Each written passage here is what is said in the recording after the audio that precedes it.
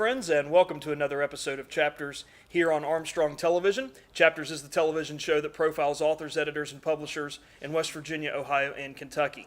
I'm Eliot Parker, and it's great to have you with us.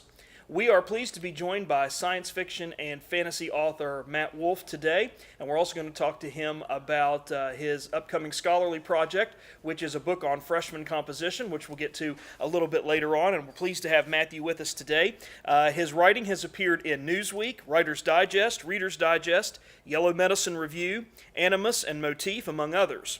He's published one science fiction novel called Heartbeat, and his fantasy story 758 appeared in Fantastical Visions, and he's currently working on another science fiction fantasy novel. He has taught English composition for 30 years and is completing work on a user-friendly composition textbook. He currently does unconventional teaching at Marshall University and Ohio University, and he was a recipient of the 2005 West Virginia Artist Fellowship. And so we're pleased to have Matt Wolfe here today to talk to us about science fiction fantasy writing and composition and scholarly textbooks and all of those things. So Matt, welcome to the program. Good to have you here. It's great to be here. Great to be here. So tell me a little bit about science fiction fantasy writing and what got you into that genre as a writer. Doing the dishes.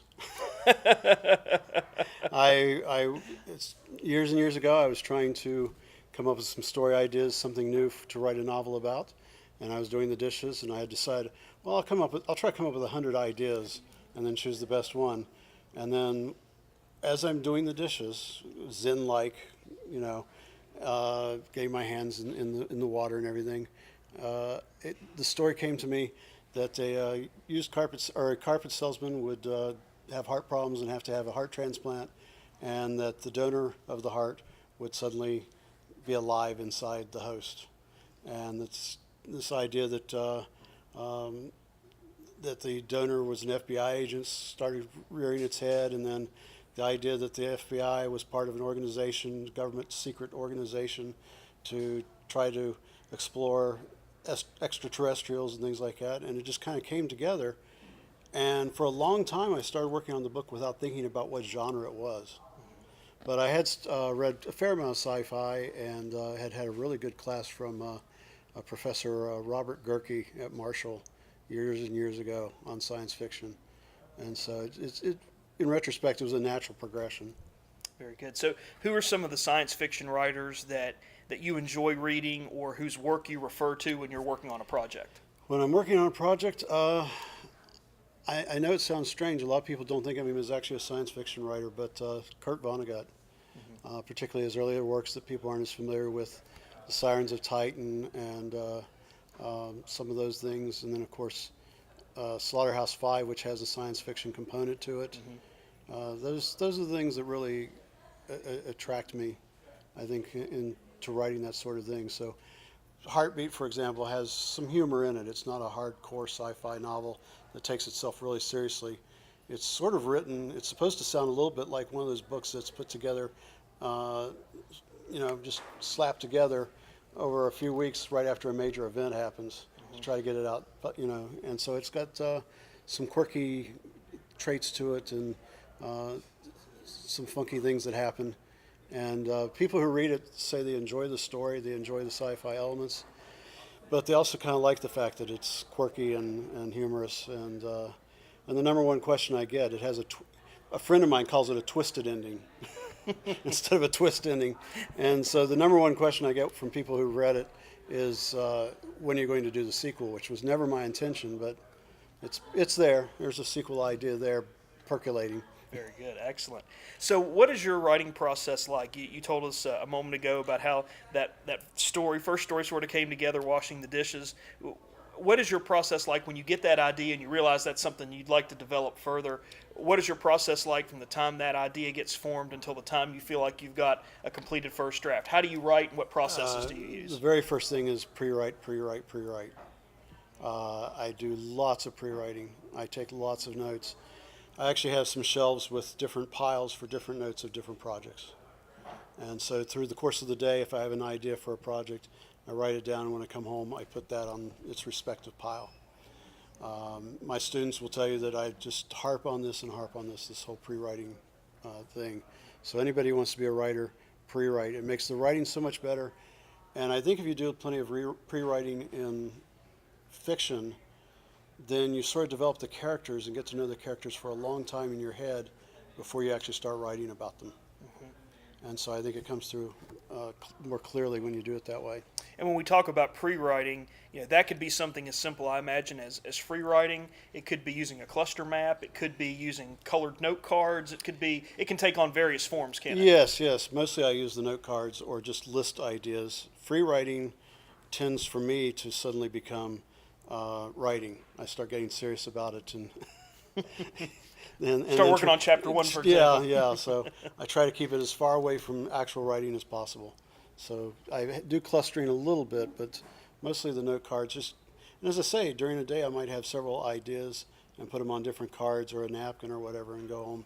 Then when the pile gets big and I decide that's the project I want to work on today or this week, then the ideas are already there. The irony is that very often I don't use the note cards that much because the story's been percolating in my head so long.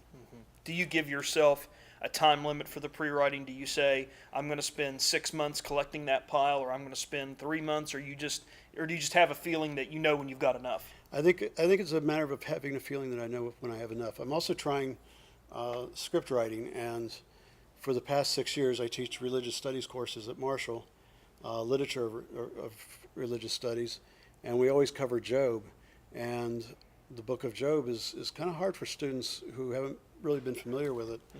And so the very first time I was trying to cover that book in class, I could see that I was really losing them. So I started trying to put it in a modern context. If you were Job, or if Job took place today, he might have a good job and get laid off from it. And we'd still have to have the boils. That's just almost too funny. Right. in a sad sort of way. And so I lived with that idea in my head, taking notes for the better part of 6 years. Wow. And then last Thanksgiving week, I just decided to go for it, and the story just seemed to flow onto the paper, the first draft. In a matter of a week, I had a 90-minute script. That's great. Which is tremendous speed. So and so some of my students are like, "Whoa, you wrote that in well, I wrote it in 1 week and 6 years." Right. There were 6 years of thinking and pre-writing and Right. idea collecting and shaping before you got to the actual writing. Right. And with Heartbeat, the novel, in May I worked on a script for that to see how that would work. And even there, with the change of time, but also kind of living with those characters somewhere in the back of my mind for all the years it's been since it was 2001 when it came out. Living with those characters for all those years, just quietly, but going on back there, they had developed as well. And so the script tells a slightly different story. Well, very good. Excellent. Because of that. So you mentioned your novel, Heartbeat, which did come out in 2001. We follow a character in that story named Ethan Blake. Ethan Blake. Tell us a little bit about Ethan and what's going on with him in terms of what happens to him in the novel. Ethan is the protagonist, and he is a pudgy carpet salesman who life has sort of passed him by. He hasn't had anything really exciting happen, no great adventures, and he's got that middle-age crisis going on. And then on top of that, he has heart problems. And so he gets the heart transplant from the FBI agent who's been killed by drug lords. And he starts hearing this voice, so he thinks he's crazy for a while. And then eventually he recognizes that this is really happening, that somehow through genetic memories and genetics dispersion throughout his body, that this guy's taking over Ethan. Richard is the name of the FBI agent. And eventually Richard convinces Ethan to kill the people who killed Richard. And part of the reason Richard can get him to do that is, it's time you had a life. It's time you did something exciting.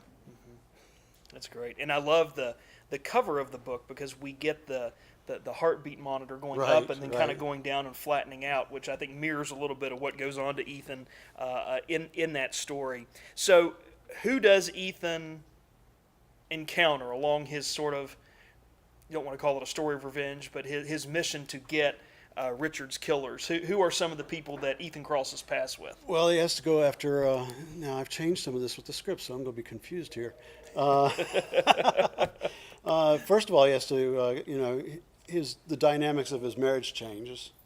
So Ethan has to deal with that on the home front, and then he has to go after the drug dealer, Ricky, and his men, and that's one of the big chase scenes in the middle of the book.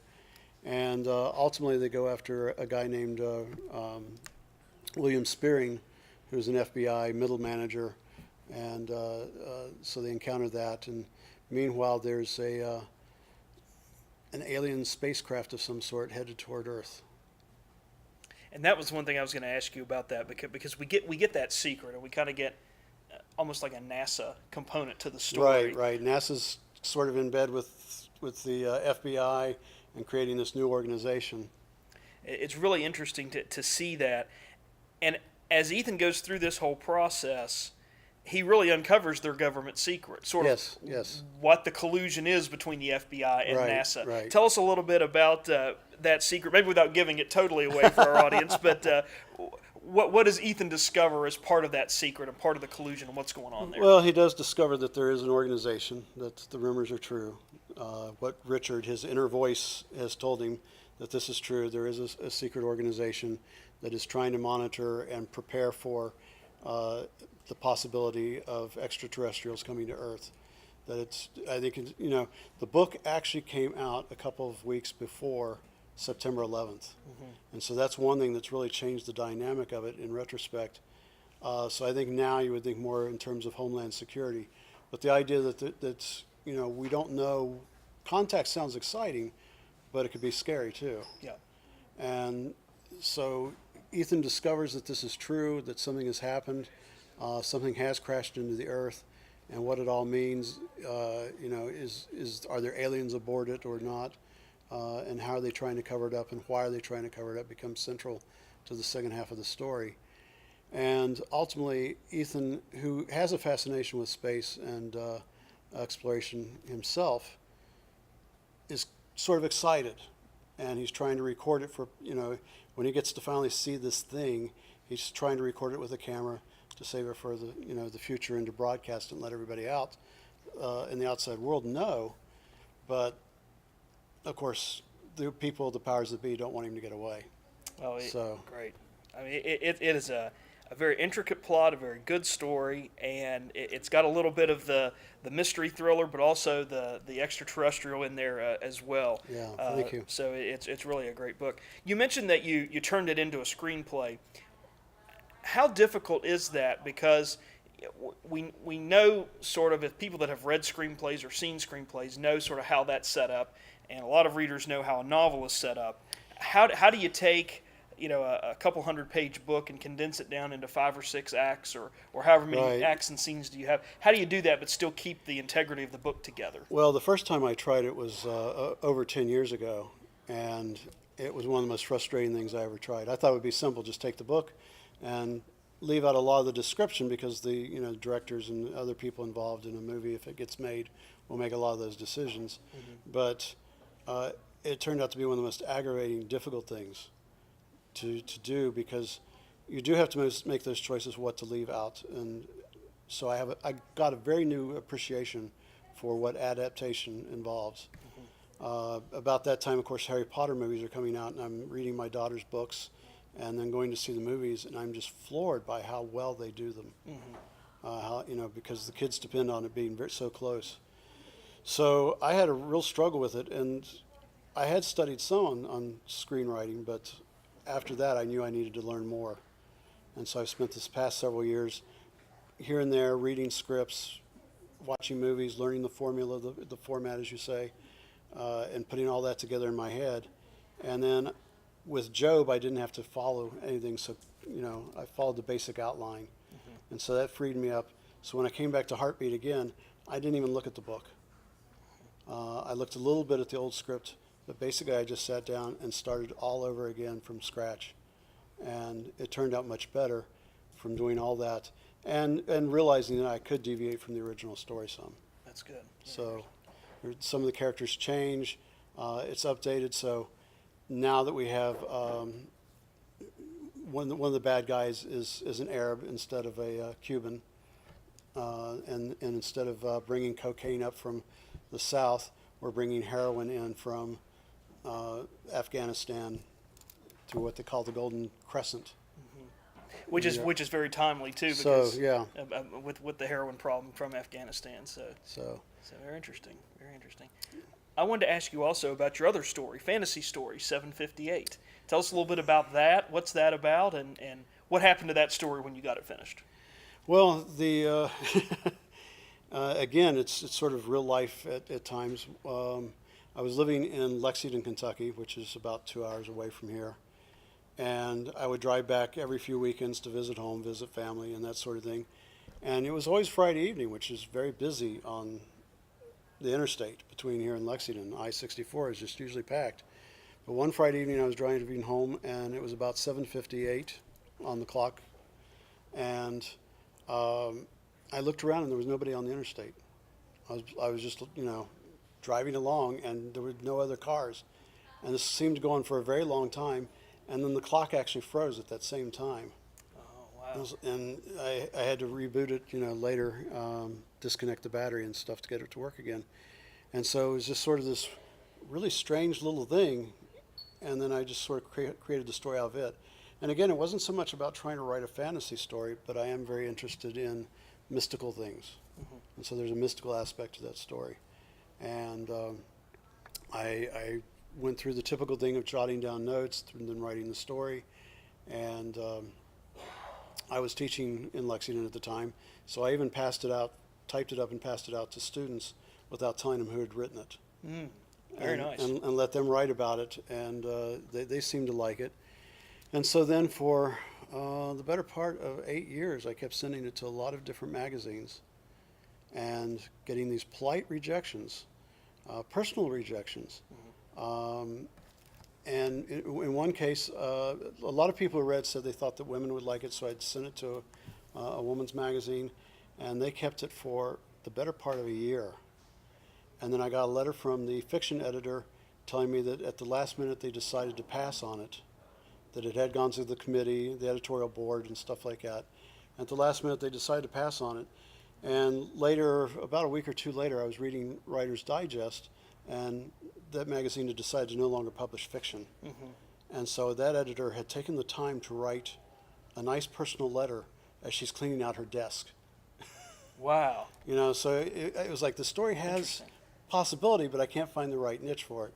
And then in Poet and Writers, in the back, I saw this call for an anthology, and I sent it to this young fellow, I can't remember his name now, to put in there, and he accepted it. And I made some money on it, and I decided to blow the whole $25 on taking a friend to dinner and to a movie. And then as I'm sitting there eating dinner with her, I'm thinking about, oh, this is great. I'm really living the writer's life. And then I figured out that I probably spent way more than $25 submitting it every place, because this was before the internet. Right. Before you had Submittable and all these other kind of online submission programs. So it's the self-addressed stamped envelope in the other envelope with this copy, Yeah. And so I'm pretty sure I spent way more money than I made on it, but still it was nice to find a home. Yeah. That's the way I think of it. When they finally get published, you've found a home for it. Yeah, absolutely. And I think, you echo what we've had some other writers on the program talk about with this whole publishing process, is that you have to stay, you have to have a positive attitude about it. Don't take it personally, but you really have to be persistent. Yes. And when you get those first 2 or 3 or 5 or 10 rejections, if you truly believe in your story and believe you've got a good story, don't give up, because there will be someone out there that'll want to publish it. Absolutely. There's a place for everything. And now with the internet, I know a lot of people, initially I sort of was, trying to stay away from online publishing. I wanted to see it in print, and I still prefer to see it in print. But, there is somebody out there who's interested in it, and if it's well written, it will find a place. Sometimes you just have to be really persistent. Yeah, absolutely.